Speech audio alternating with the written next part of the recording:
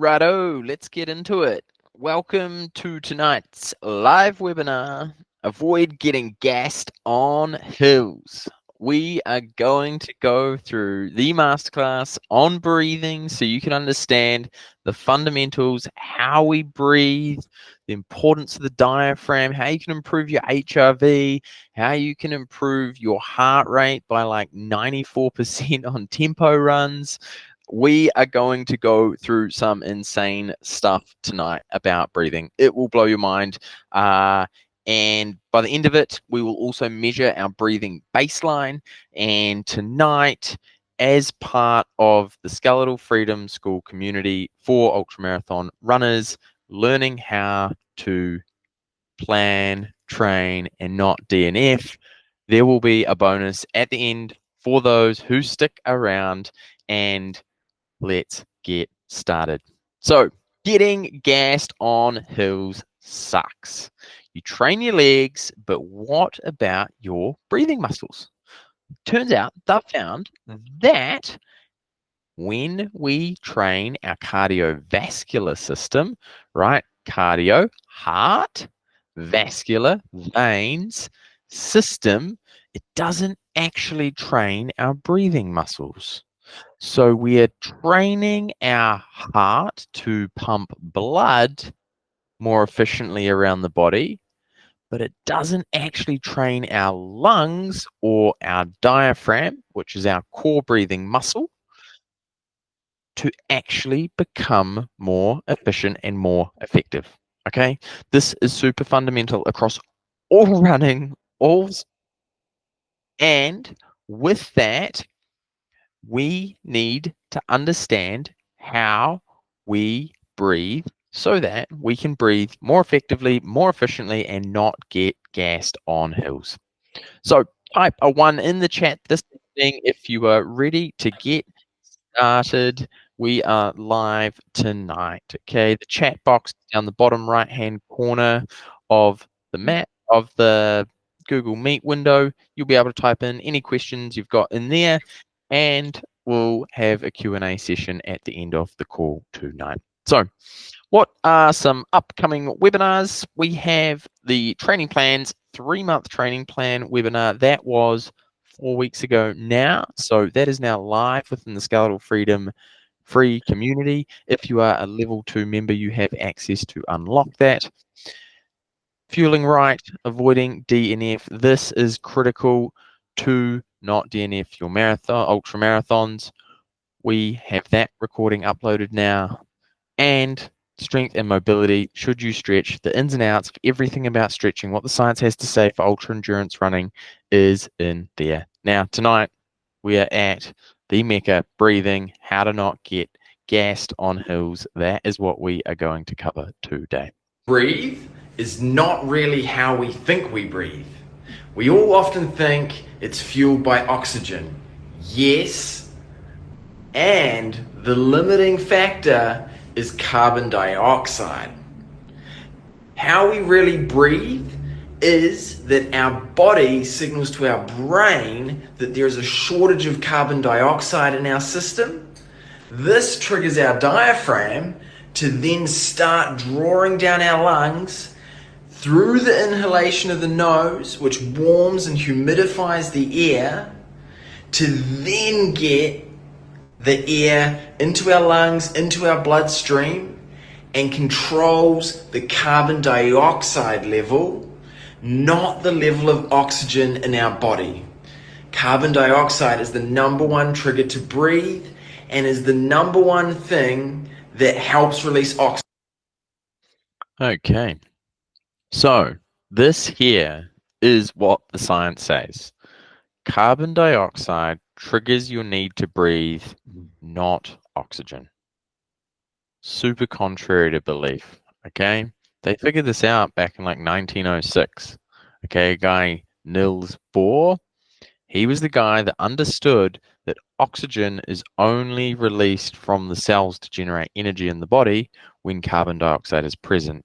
They then figured out that right, the brain, neurological receptivity, the pathway that measures how much we need to breathe, is actually measuring the level of carbon dioxide in our system, not our level of oxygen. Okay, so this is mind-blowing stuff. It seems super contrary to belief.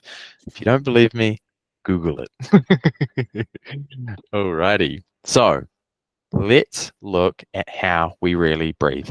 So this here is essentially a cut through of our inner workings, which we obviously often can't see or don't, when we are running and moving and going about our day to day. Okay, so some basic fundamentals here. This here is obviously the lung. There's one cutaway here. As you can see, this here is the heart. And then this here is the system connected to that. And this big beautiful thing under here is the diaphragm, okay? So that's the diaphragm, that's the lungs, that's the heart, and that's where the pathway comes in to breathe, okay? So when the carbon dioxide is low in the system, it triggers neurologically the diaphragm, right? That's this big muscle here. It's huge. It's one of our biggest undercover muscles in the whole human body. If you just put your both hands on your lower two ribs, that's how wide the diaphragm is. That's massive, right? Like that is a really big muscle. That's almost like half a meter wide. It's like 40 centimeters probably. That's huge, right? Like your bicep isn't even 40 centimeters long. And so this is a massive muscle group that so many of us underutilize, okay? So when the carbon dioxide is low, it triggers the diaphragm to move. And that's what triggers the inhalation, okay? That inhaled air, right? So as that diaphragm moves down to pull air into the lungs, it's warmed and humidified. Then gas exchange happens in the lungs, and that's when we then get energy into our cells. The brain then monitors the carbon dioxide in the system, and when that CO2 level drops, that's when the trigger for the need to breathe or the rapidity of breath is activated in the body. Okay. It turns out breathing correctly whilst running reduces total ventilation required by over 20%. A few years ago, I was puffing and pushing, trying to go further, and all I wanted to do was run easier and longer events. World tells us to harden up, grit your teeth, but inside I had a curiosity that there must be a better way to do this easier. So then it happened, I started working on my breathing technique whilst running. And I found I started going further and faster with less effort. So I kept training the breathing and researching the science behind it. Initially, I had to slow down to speed up. And last year, I tested it out on a 50K Ultra.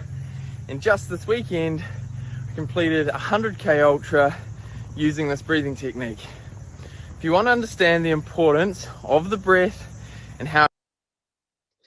Okay, so you can decrease total ventilation required by the body by 20%. That is a massive gain, okay? Now, when we shift to nasal breathing in our running, in our exercise, in our movement, we increase oxygen exchange by 10%, okay? So by contrary to belief, breathing through our nose, it's a smaller cavity. It actually increases the lung pressure, okay? So it increases the pore pressure in the lungs, which drives the efficient exchange between carbon dioxide and oxygen in the cell walls. It enables us to access more of the dead space in our lungs, and that's why it increases the oxygen exchange capacity in our system by over 10%. Now, you can't buy a pair of shoes that give you a 10% gain in speed, okay? Even the best ultra super vapor flies, I think, give you about a 6% gain in speed, but that means you've still got to run on top of that, right? And so 10% gain in oxygen exchange capacity and across your entire body in every working cell is a humongous win, okay? It reduces total ventilation required by 20%. So again, smaller surface area, higher pressure in the system, better pressure decreases the need to breathe by 20%. Okay. Now, not only when we shut our mouth, right, and breathe through our nose, the nose is specifically designed to warm, humidify, and filter air that comes in and out of our nasal cavity. We can decrease our moisture intake required by 30%. Okay. When we breathe through our mouth, we dry out our tongue, we dry out our mouth, we just dry out the whole system moving down from our mouth, down our lungs, that hot, dry air.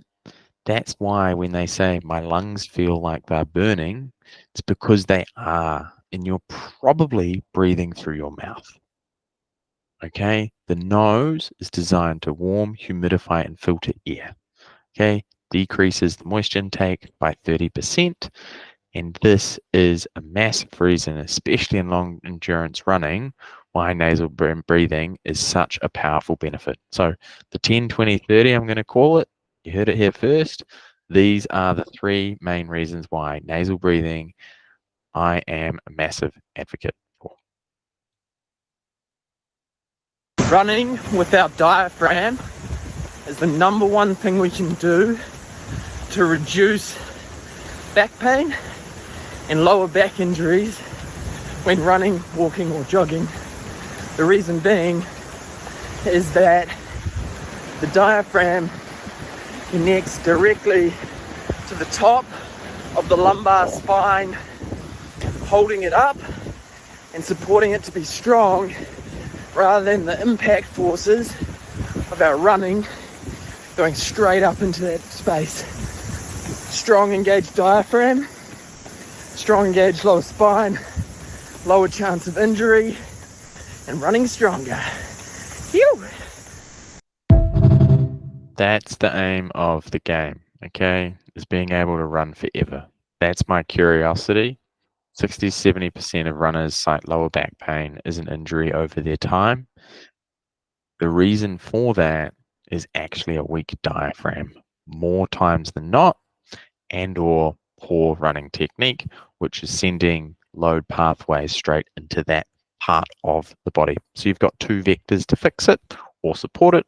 One, top down, work with your breathing. Two, bottom up, is improve your running technique.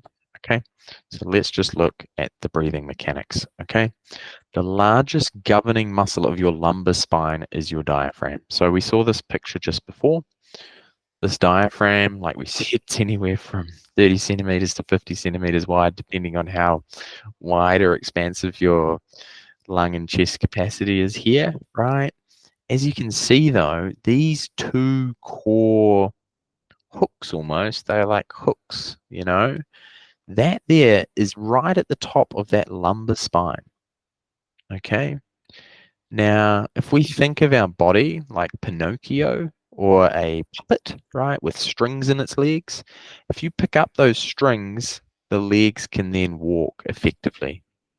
Okay, everything's engaged and you can control the motion and direction of that puppet.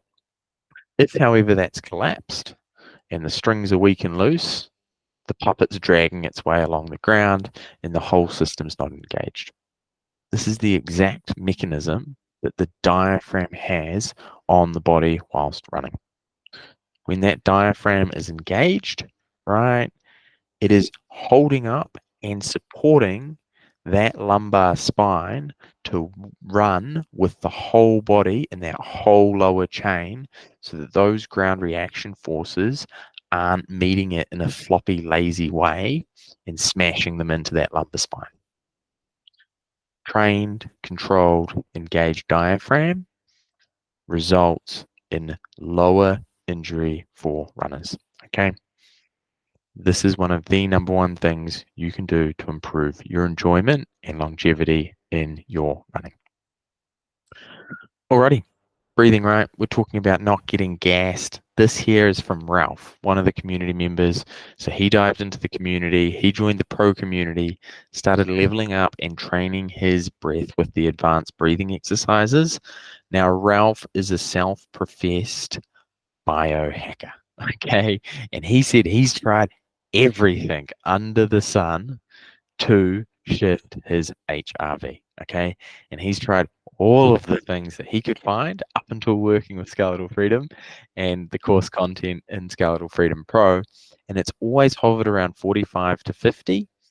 Now he started experimenting with these breathing techniques in his cycling, in his running, and even chasing his 2-year-old.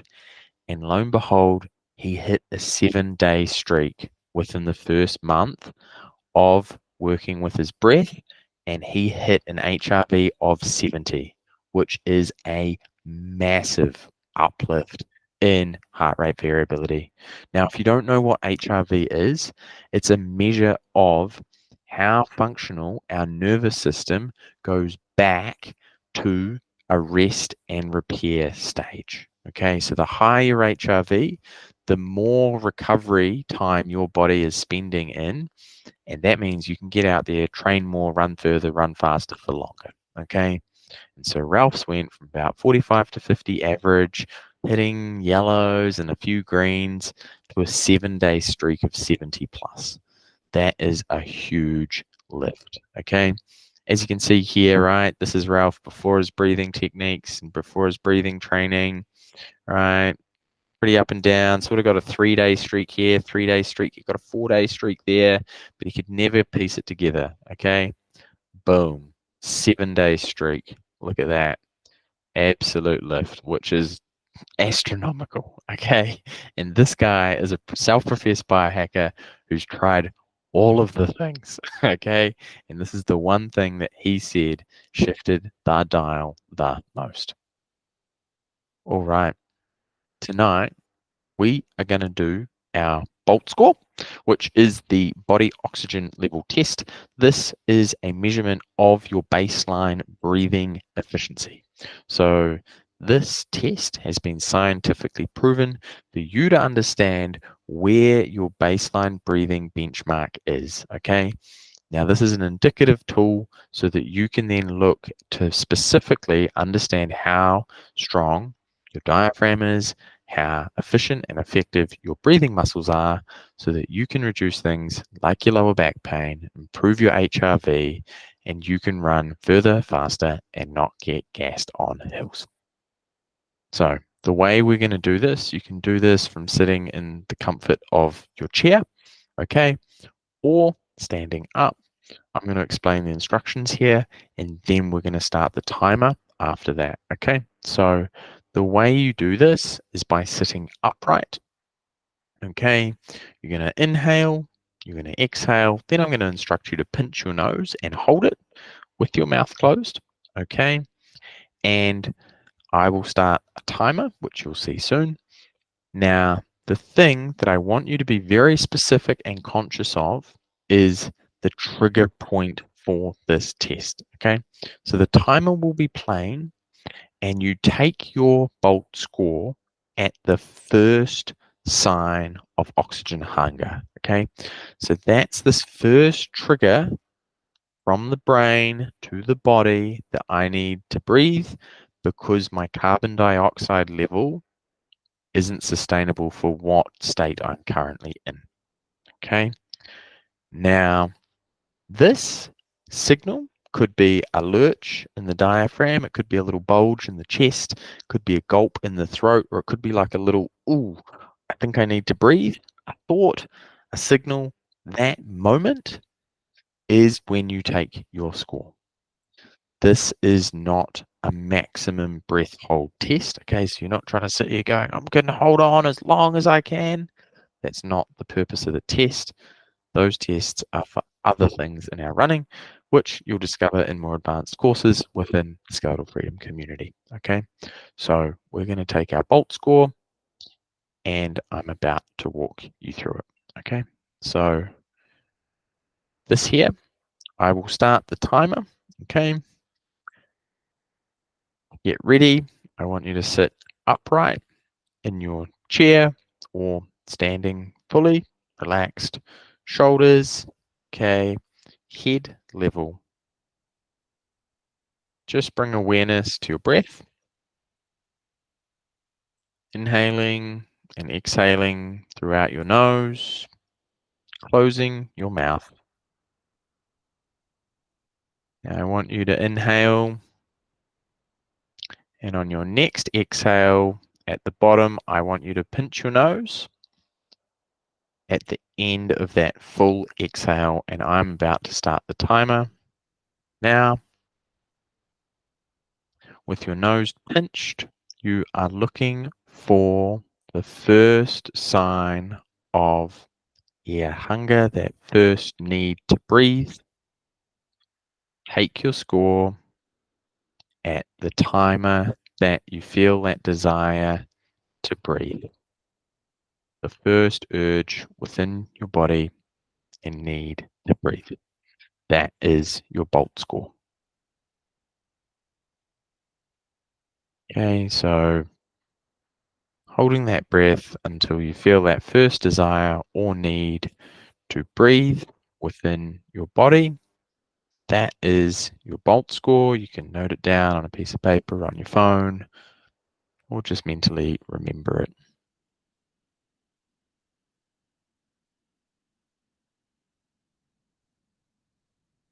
Okay, if you're still holding your breath, you've probably exceeded the purpose of the test. Remember, this is the first sign of air hunger, not a maximum. I'm going to hold on really long. If you were holding on real tight and trying to get a high score, rewind the video, go back and just take note of that score of the first sign of oxygen starvation and the need to breathe within the body. Okay. Now, if you've just had dinner and you've taken the scores can fluctuate more when the body is more active and requiring to do other bodily functions.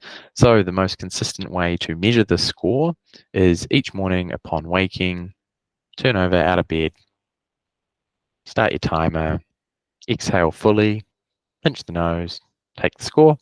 And if you map it morning by morning, you'll see it stays pretty consistent at whatever you're at. It fluctuates slightly. And then when you work with specific breathing exercises to level up your running, you will gradually start to see an increase in your score. Now, in a given month, you should be able to see a score improve by about 5 points, right, with focused training of the breathing muscles. Now that you've got your score, this here is the ranges, okay? So 0 to 10 means that your breathing is probably quite laborious and a little bit stressful at a resting state and will definitely become a little bit strained or even verbal with just the act of walking, okay? In the range of 10 to 25, this is where sort of most everyday people going about their world sort of sit, okay? And this is essentially an indication that you can breathe, but under some intense exercise or an elevated need for activity in the body, breathing will probably become laborious, exhausted.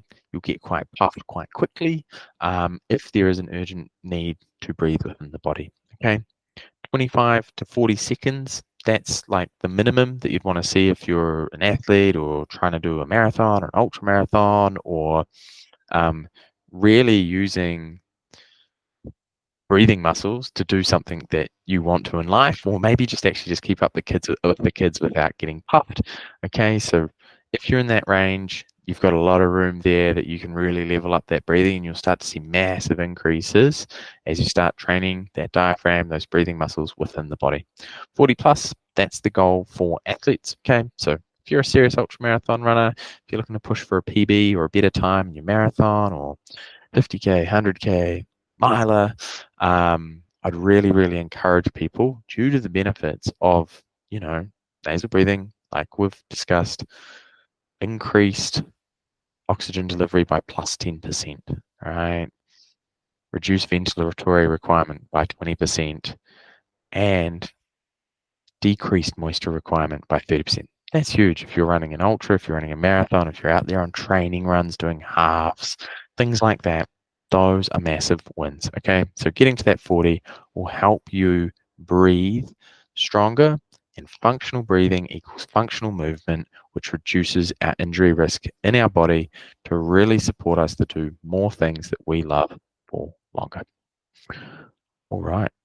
So, where can you find how to level up your breathing? I'm going to show you. So I'm just going to jump into the Skeletal Freedom community, which you all have access to. Okay, as you know, this is the community feed.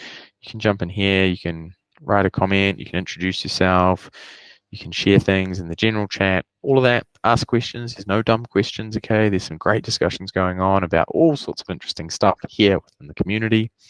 In the Classroom tab, this one up here, you'll see we have the Ultra Master class, which you're working through. When you get to level 2, this will be locked and is now unlocked if you're level 2. Normally, some of these will be locked for different levels. And this here is Breathing for Runners Light. Okay, so in here, you've got Bolt Score test that we just just undertook that. These are the fundamental other sections that will start to level up your breathing. Now, if you are interested in going further, this here is the Skeletal Freedom Pro community, okay? In here, we have more advanced discussion topics, more focus about specific ultramarathon techniques. People in here are training for some pretty amazing things.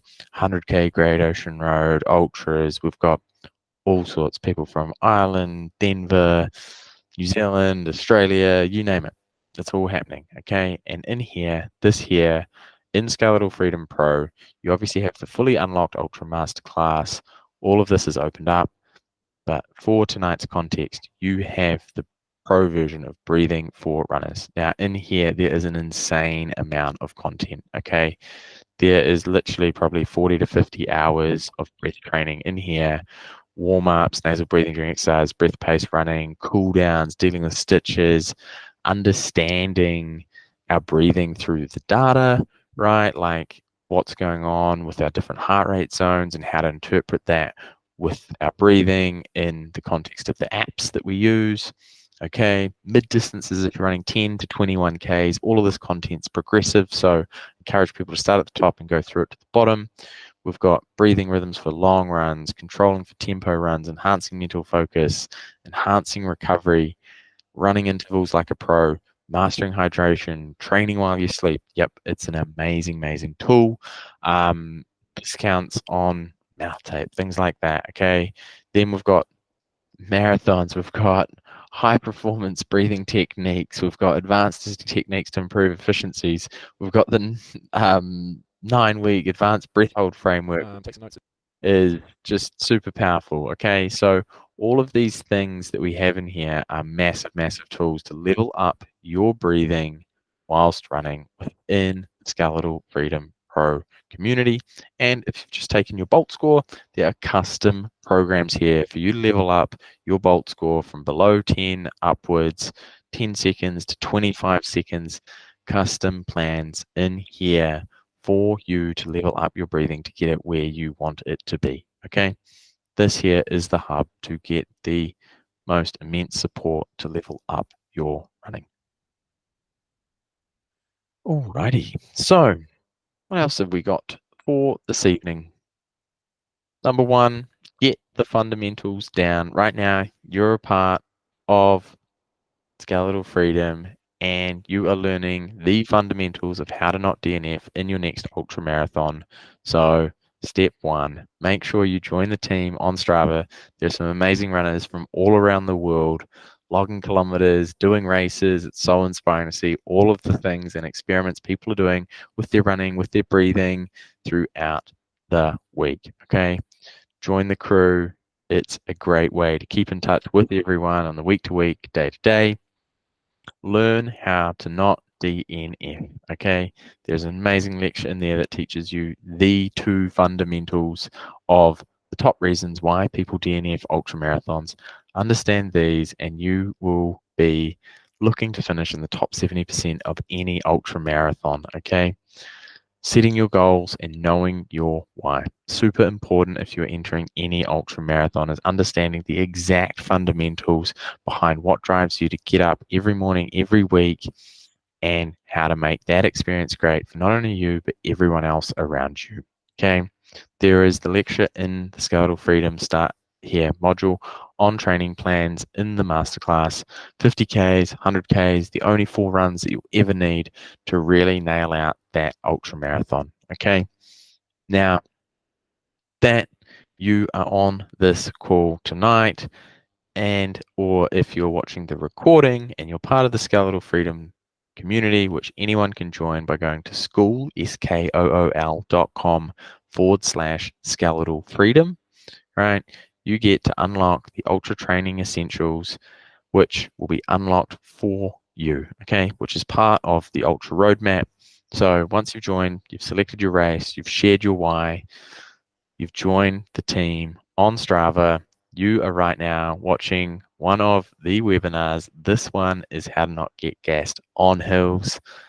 This will unlock your Ultra Essentials bundle, which gives you access to mobility, strength, lymphatics, and breathing for running, which will help you level up massively. Okay.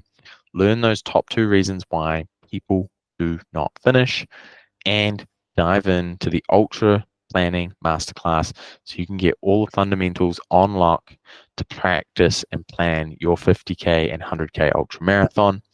I have free training plan review calls in my calendar that you can book within the community. The link is in the sidebar of the classroom and in the bottom of the sections of the Ultra Marathon Training Masterclass. Feel free to use that. It's 30 minutes free. Chat one-on-one with me about any questions you have about Ultra Marathon training or your next up-and-coming race. If you complete all of that, I give you and unlock the special bonus training module within the Skeletal Freedom Pro community.